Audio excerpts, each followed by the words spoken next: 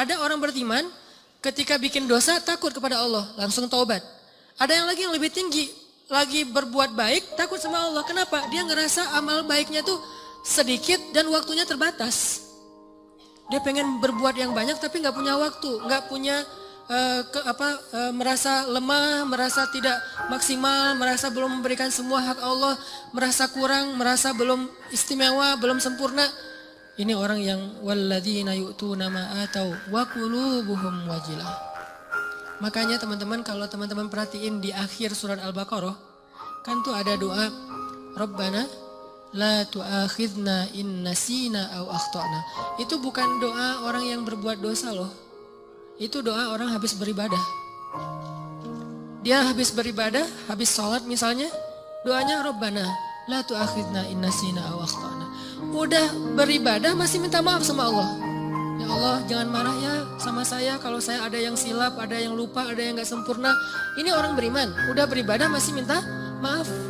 Sama kayak ayat idza jaa nasrullahi wal fath wa ra'aitan nasa yadkhuluna fi dinillahi afwaja fasabbih bihamdi rabbika wastaghfir. Kalau telah datang pertolongan Allah dan kemenangan dan engkau melihat orang berbondong-bondong masuk kepada agama Allah, maksudnya apa? Kalau dakwah kamu sudah sukses. Wahai Muhammad, wahai kaum muslimin, kalau dakwah kalian sudah sukses, orang berbondong-bondong ikut pengajian, orang berbondong-bondong berhijrah, jadi tren baru sekarang Islam misalnya, di zaman dulu Nabi. Orang berbondong-bondong memeluk agama Islam. Dakwah kamu tuh udah keren banget, usaha kamu tuh udah maksimal. Ketika kamu mendapatkan kesuksesan dalam dakwah, maka pujilah Allah dan beristighfarlah. Kenapa? Habis berdakwah, habis sukses malah disuruh beristighfar. Dan yang disuruh itu adalah Nabi loh secara personal, bukan kaum muslimin. Kalau kaum muslimin mungkin mengatakan fasabbihu bihamdi rabbikum wastaghfiru gitu kan ya. Tapi karena personal, fasabbih bihamdi rabbika wastaghfir. Engkau wahai Muhammad. Jadi Nabi banget yang disuruh. Kalau Nabi aja disuruh istighfar, apalagi umatnya. Dan Allah menyuruh Nabi istighfar bukan habis berbuat dosa, bukan. Karena Nabi tidak berbuat dosa. Kapan disuruh istighfar? Habis sukses dalam dakwah disuruh istighfar. Kenapa? Inilah mukmin. Dia nggak pernah merasa dirinya sempurna. Dia nggak pernah merasa bahwa ini karena kerja saya, karya saya, hasil jeripayah saya, karena saya hebat. Enggak. Istighfar tetap kepada Allah. Karena kalau nggak Allah tolong, kamu nggak akan sukses. Gitu maksudnya. Kenapa kalau Allah nggak tolong kamu nggak akan sukses? Karena apa yang kamu lakukan itu harusnya kamu nggak bisa sukses. Soalnya yang kamu lakukan itu belum maksimal, belum ideal, belum sempurna, belum istimewa. Tetap aja ada kurangnya. Karena sifat dari insan mahallul khata wan nisyan. Pasti ada salah dan lupa, pasti. Jadi gimana pun kita dapat nikmat, hati kita wajilah. Apalagi nikmat dunia doang. Nikmat ibadah aja tetap wajilah. Nikmat ibadah kan, yu'tu nama atau berarti mereka sholat, puasa, zakat, sedekah, haji, umroh, kayak gitu-gitu, tilawah, hafal Quran, tapi hatinya masih wa qulubuhum wajilah. Padahal itu yang dikasih nikmat ibadah loh. Gimana kalau yang dikasih nikmat dunia? Karena nggak mungkin kan nikmat ibadah itu istidraj. Mungkin nggak? Nikmat ibadah istidraj. Allah membiarkan dia aja sholat sendiri. Nggak mungkin kan? Istidraj itu hanya berlaku untuk nikmat dunia. Tapi kalau nikmat akhirat, ibadah, ketaatan, kedekatan dengan Allah, gak mungkin istidraj. Itu pasti nikmat yang hakiki tuh. Tetap mereka ngerasa saya banyak kurang, saya masih. Kalau sholat pasti tadi ada yang gak khusyuknya. Ada yang khusyuk 4 rakaat sholat isya. Pasti ada hilang-hilangnya gitu kan ya. Lebih tepatnya ada khusyuknya sedikit, sisanya hilang. Mungkin itu lebih tepat buat kita nih. Gak sengaja kok udah salam aja. Atau tadi sujudnya 2 kali apa sekali ya. Tadi saya ruku gak sih? Apalagi kalau sholat sendiri tuh. Pas udah sujud, tadi saya ruku gak sih? Kan suka gitu tuh. Pas udah berdiri, tadi saya tahiyat gak sih? Atau langsung dari sujud langsung berdiri. Kan suka gitu. Salam, tadi saya syahadatan gak ya? Jangan-jangan langsung Allahumma sholli ala sayyidina Muhammad, assalamualaikum, assalamualaikum. Pas berdiri, tadi saya baca Al-Fatihah gak ya? Udah mau ruku aja, suka gitu. Berarti banyak kurangnya dalam ibadah kita.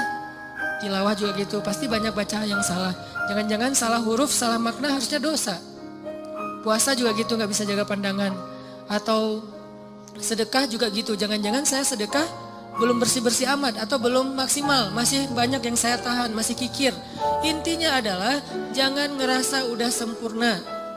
Sehingga ketika Allah kasih kita nikmat, kita merasa diri kita emang pantas mendapatkannya. Bukan. Ketika Allah kasih kita nikmat, kita bilang sebetulnya saya nggak pantas, tapi Allah maha baik. Ketika Allah kasih kita hidayah, sebetulnya bukan saya udah sadar, Allah menyadarkan saya. Ketika kita dapat ujian, baru kita salahkan diri kita. Makanya hadis qudsinya yang saya sampaikan di booster, kalau kalian mendapatkan nikmat, janganlah kalian memuji kecuali Allah. Kalau kalian mendapatkan masalah, musibah, sesuatu yang buruk, janganlah kalian mencela kecuali diri kalian sendiri. Ini ke diri kita teman-teman. Dan ini kaidahnya tidak berlaku untuk orang lain ya. Karena Allah hanya mengatakan untuk diri kalian sendiri, bukan untuk teman kalian. Jadi dalam Islam itu kita dibangun juga persepsi, mindset. Jangan pakai hadis qudsi ini untuk orang lain. Lo banyak dosa tuh. Kok gitu sih? Ya kan kata Allah juga dalam hadis qudsi gini. Enggak, ini enggak berlaku untuk orang lain. Berlaku untuk diri kita. Untuk orang lain selalu berlaku husnuzon.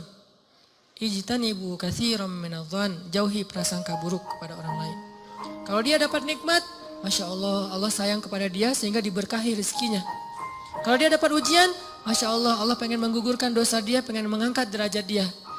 Kalau ke kita dapat nikmat, saya sebetulnya nggak pantas, tapi Allah baik banget sama saya. Kalau kita dapat ujian, emang saya layak diginiin sama Allah. Ya Allah, ampunkan dosa saya, angkat musibah saya. Terus mana ada peluang buat kita menghakimi orang lain? Kan nggak ada peluang. Sesama mukmin, sesama muslim, nggak ada peluang kita menjelek-jelekan orang lain. Nah kalau teman-teman perhatikan di surat Al-Mu'minun yang ayat 60 tadi, coba mundur beberapa ayat, ayat 55, itu jelas banget. Jadi satu paragraf ini lagi ngomongin tentang bab GR nih. Ayat 55 itu orang yang GR. Surat Al-Mu'minun ayat 55 Allah bilang, ayahsabuna annama numidduhum bihi min malin wa banin nusari'u lahum fil khairati bal la yash'urun. Apakah mereka mengira ketika kami memberikan mereka banyak harta dan keturunan berarti kami menyegerakan untuk mereka kebaikan? Enggak, mereka enggak ngerti kata Allah. La yash'urun itu enggak sadar, enggak ngerti, enggak ngerasa. Jadi enggak selalu ketika Allah numiddu lahum mim malin wa banin, ketika Allah ngasih harta dan keturunan yang banyak, maksud harta dan keturunan tuh kehidupannya bahagia, rumah tangganya aman-aman aja gak ada masalah, maka berarti nusari'u lahum fil khairat, belum tentu. Seolah-olah Allah itu sayang banget sama dia, belum tentu. Kalau gitu kita suudzon sama Allah, enggak. Kita tetap berpikir Allah itu maha baik. Terus kalau kita dapat nikmat, itu bukti bahwa Allah maha baik, bukan karena kita pantas. Atau mungkin ini adalah ujian dari Allah. Antara dua. Antara Allah emang baik banget walaupun kita nggak pantas, atau Allah sedang menguji kita dengan ujian yang kita senangi.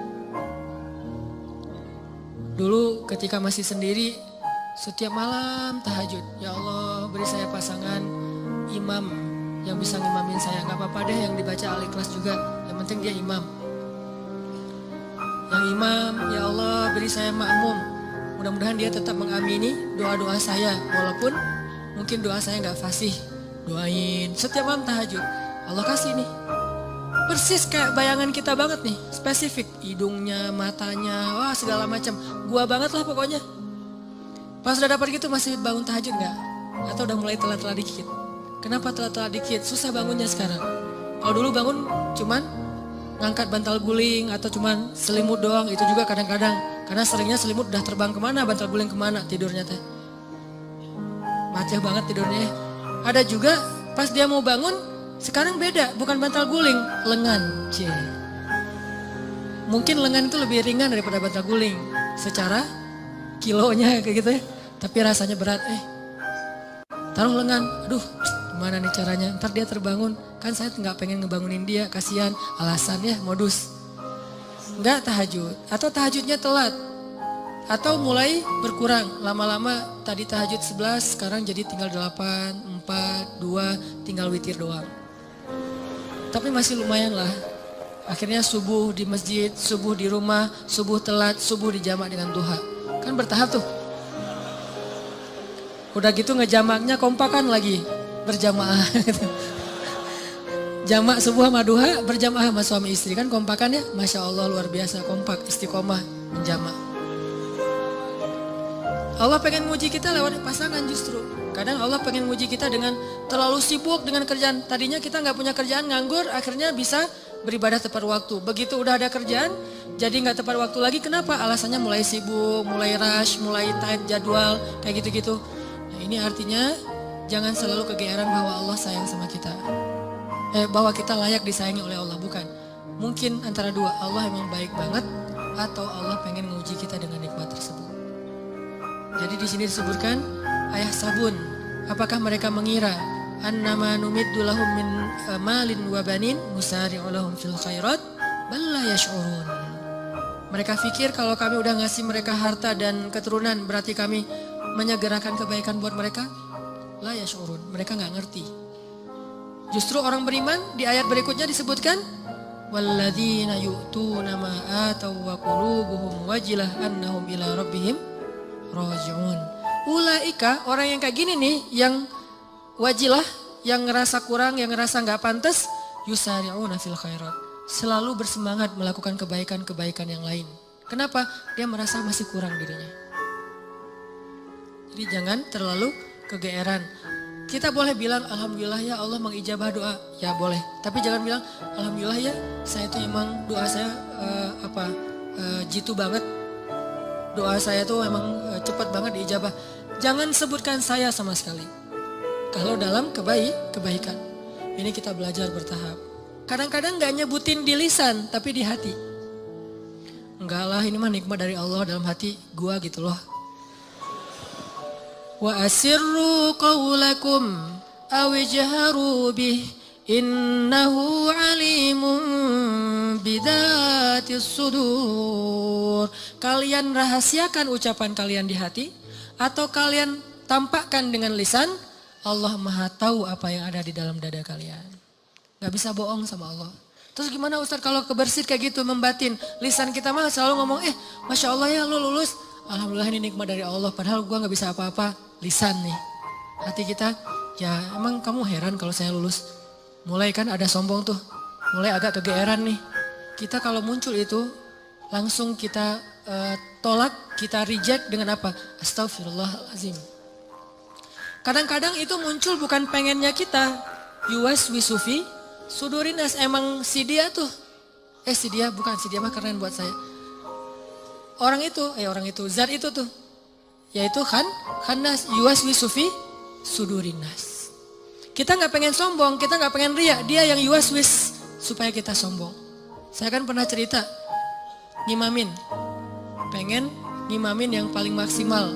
Biar semuanya khusyuk. Kan kalau yang lain khusyuk kebawa pahalanya ke yang ngimamin nih. Allahu Akbar. Alhamdulillahi Rabbil Alamin. Semaksimal mungkin, sebisa mungkin yang bagus bacaannya. Pas sudah selesai sholat, yuwaswis. Atau belum selesai sholat, baru amin. Keren juga ya suara saya muncul. Yuwaswis. Itu bukan saya nggak pengen kayak gitu-gitu amat lah. Yuwaswis. Awal-awalnya dulu kayak gitu tuh. Nih saya ngaku nih, awal-awalnya ngimamin, apalagi pas ngimaminnya di Mesir. Karena orang Mesir tuh suka suuzon sama orang Indonesia, dianggap orang Indonesia tuh nggak bisa ngaji. Kan kepancing nih, emangnya orang Indonesia nggak bisa ngaji? No, kasih mat buat gua. Gitu. Ngimamin lah nih. Ngimamin ada niat pengen nunjukin orang Indonesia tuh ngajinya bagus-bagus. Mulai agak-agak melenceng tuh. Sehingga pas selesai sholat orang muslim, Masya Allah kamu Indonesia tapi ngajinya enak dan segala macam. Ya udah kamu tarawih aja di sini jadi imam. Muncul waswasah, yuwaswisufi sudurinas. Bukan pengennya kita. Pulang ke Indonesia juga kayak gitu. Ada yang Ustadz saya baru pertama menangis ketika sholat gara-gara Ustadz. Padahal saya ke umrah juga nggak nangis. Di sini bisa nangis, Masya Allah. Langsung yuwaswis. Wah itu habis-habisan tuh. Gimana caranya? Gara-gara itu terus saya nggak jadi berusaha semaksimal mungkin. Ya udah deh, gue biasa-biasa aja daripada sombong. Alhamdulillah Rabbil Alamin, Ar-Rahmanir Rahim. Ustaz kok ngajinya gitu? Saya nggak mau sombong. Was-was juga ya, yuwaswis. Wah lo ikhlas banget ya orangnya, ikhlas. Ikhlas yang butuh istighfar. Sama dengan istighfar, yahtaju ilal istighfar. Istighfar butuh istighfar. Kenapa? Ya ini main hati nih, berat nih. Terus gimana caranya? Gak apa-apa, lanjutin aja. Awalnya emang ria, sombong, dikit-dikit. Bertahap, lama-lama dia akan berkurang. Dengan kita reject. Enggak. Mau enggak sih, kita tuh enggak setuju sama dia. Lama-lama dia enggak akan ngaruh lagi di hati kita. Sesekali doang ngaruh, dia lebih gampang nolaknya. Tapi kalau kita menghindar terus, susah. Sedekah gitu, dilihat orang, 100 ribu ya. Yang di sebelah cuman 1.500 koin, kita 100 ribu. Awalnya sih emang beda sih rasanya. Karena pertama 100 ribu. Awalnya nih, besok lama-lama biasa aja. Lama-lama nggak ngaruh sama sekali. Udah di hati kita tuh udah kebal. Kan ini kematangan jiwa kita dalam bermasalah ya. Orang kalau lagi puber pasti kayak gitu teman-teman. Ekspresif, heboh, lebay. Itu orang puber. Baru pertama ke masjid, heboh gitu ya. Wah, gue baru ke masjid. Tapi kalau udah kebiasaan ke masjid, apa sih yang mau dibanggain, biasa aja kali ke masjid gitu. Baru pertama tahajud, wah udah bangunin temannya tuh cuma bangun. Nggak bangun, saya aja udah 2 jam bangun dari tadi. Udah 11 rakaat, pamer. Namanya juga lagi puber. Baru hafal 1-2 hadis, wah ini dhaif. Semuanya dhaif, cuma dia doang yang sahih gitu. Lagi belajar. Kalau udah biasa hafal hadis, biasa aja. Atau emang gak hafal gitu. Kayak saya misalnya, karena gak hafal hadis ya udah gak usah komen-komen deh, biasa-biasa aja. Toh bisa jadi saya komen dhaif ternyata sahih. Daripada saya mendhaifkan yang sahih, mending saya diam. Nah ini artinya jangan menghindar, tapi di-reject. Begitu kita kegeeran di dalam hati, enggak ini. Hadza min fadli Rabbi, ini anugerah dari Allah. Ini Allah Maha Baik, ini semuanya karena kebaikan Allah gitu. Lama-lama setan akan cari jalan lain, gak akan yuwas-wis lagi. Dia akan menghindar. Sampai kita menjadi orang yang kalau kata guru saya mukhlasin. Apa arti mukhlasin? Kalau mukhlisin orang yang ikhlas. Kalau mukhlasin orang yang udah gak ada bedanya di mata dia emas dengan batu. Udah sama tuh. Ketika ditaruh emas, dia senyum. Dikasih batu juga dia senyum. Gak ada bedanya antara batu dengan emas, mukhlas. Maka setan udah gak bisa ngegodain dia. Gimana ngegodain? Orang emas dan batu sama di mata dia. Tapi kalau emas masih lebih berharga daripada batu, cuman dia masih berharap ridho Allah, itu namanya mukhlis. Kalau emas lebih berharga daripada batu dan dia tidak lagi berharap ridho Allah, itu udah gak mukhlis.